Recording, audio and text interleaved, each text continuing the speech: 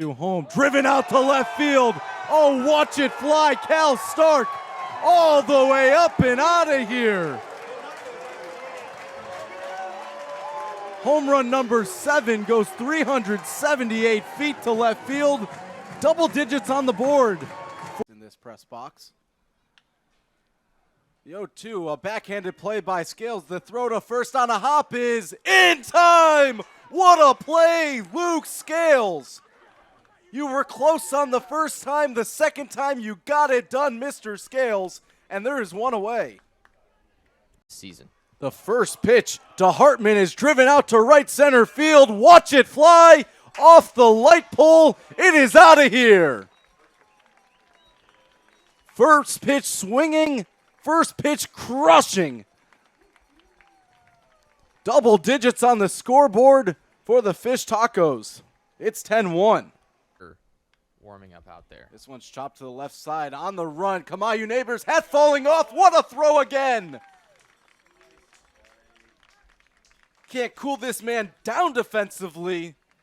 Kamayu Neighbors, have yourself a day in the infield. That will retire the side once again in style. We head to the 7th inning stretch. It's 5-3 Motorboaters. You're listening. 2 away, and the Indiana fans get on their feet. And Stadler just gave him a huge fist bump to Bothwell, said, hey, let's finish this inning. A 1-2 count. Get the strikeout. The 1-2, cut on and miss, strike 3. A big scream this time from Bothwell as he exits the mound, and that will retire the side. Connor Full and Indiana keep the Volunteers off the board in the top half of the first inning. They'll have their bats go to work here against Drew Beam. Devin Taylor, Josh Pine, and Nick Mitchell will lead off. What do we know about Beam? Drew Beam's somebody who has just been a mainstay in this Tennessee rotation. Was their Friday starter really early in the year. It was kind of a debate who their ace was, and they actually went with Beam for the second game. There's a couple different reasons you could see that. A lot of teams like to pitch their better arm against the better team. They played the 4C the first game. But nonetheless, Drew Beam is a 5-pitch mix. It's something you don't see very often in college. Lower 90s in his fastball, makes a lot of his money on a breaking ball. He has a really good changeup. Yeah, he'll have a great defense behind him with Dreiling, Ensley, and Tears in the outfield left to right with Amick, Curly, Moore, and Burke around the horn in the infield. Cal Stark has the dish, and the aforementioned 6'4", 207-pound junior from Murfreesboro, Tennessee, Drew Beam, on the hill. Yeah, I mean, high expectations for Beam coming into the year. You go all the way back to his freshman year. He's a junior right now. Sub-3 ERA and 15 starts in SEC play. His freshman season was named a freshman first-team All-American. Coming into this year, first-team general overall All-American coming into the year. Didn't have exactly the regular season some people expected, but still really good. Well, he'll have to face the hot bat of Devin Taylor, who went 3 for 6 yesterday, 3 singles. The first pitch from Beam to Taylor is on the outer third, called strike number 1. Yeah, it's going to be interesting with Taylor because he's one of the guys that his injury with his shoulder as of late, it looks like it's affected his power a little bit, but the contact's still been there. A long wind and the pitch is outside, and the count's now a ball and a strike. And it just feels like he is one of those guys for Indiana that if they are going to have success, they need him to do well, especially against the #1 team in the country. The kick and the 1-1 home, a ground ball to the right side. It rolls foul of the first base bag, and the count's now a ball and 2 strikes to the sophomore from Cincinnati, Ohio. Yep, 2 former freshman All-Americans going at it right now in Beam and Taylor. Taylor, more recent, only in his sophomore season right now, but both of these guys, you know, to be expected with that freshman All-American, were huge recruits out of high school. Beam kicks and delivers a 1-2. It's high and away. Cal Stark really liked that pitch. Kind of a waste pitch to try to get Taylor guessing. He almost went at eye level. Expect a slider to go down here. The 2-2 called strike number 3. And just as Connor Foley did with the leadoff batter for the Volunteers, Christian Moore, Drew Beam does the same with Devin Taylor.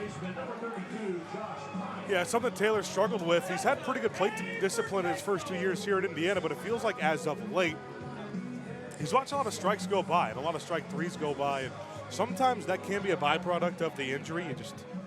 It's takes a little more out of you to swing, so if you're not fully confident, but with 2 strikes, I mean, they need him there. Josh Pine didn't have a great average day yesterday as he takes first pitch strike number 1, but he had a 2 RBI hit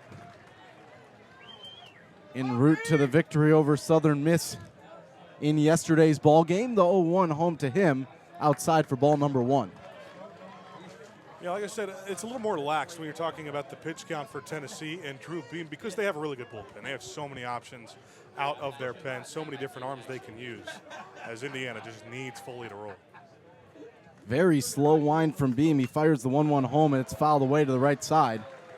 And once again, an Indiana hitter's down in a 1-2 count here to Drew Beam. 7th time these two programs have faced each other. The last time was a Tennessee sweep right here in Knoxville in 2019. The team that Indiana had that won the Big Ten championship regular season that year. IU is 1-5 all time.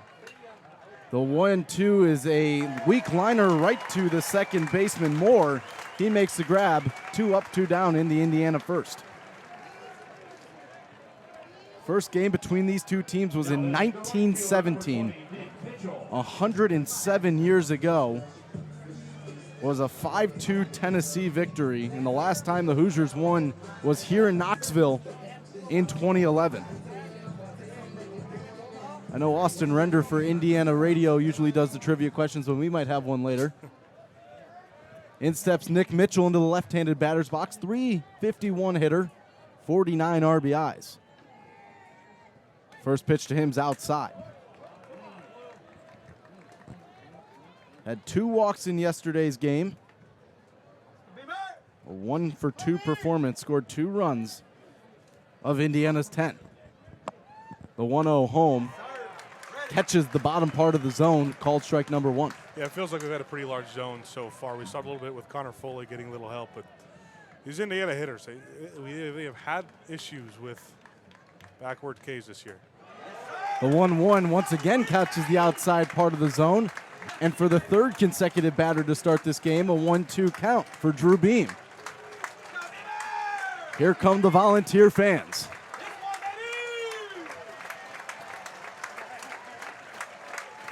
The 1-2, cut on and miss strike number 3. Beam says, anything you can do, Connor Foley, I can do better. 2 strikeouts in the inning. Both teams go down quietly in the first. We head to the second. 0-0 in the 1-0 game here at the Knoxville Regional. You're listening to WIUX.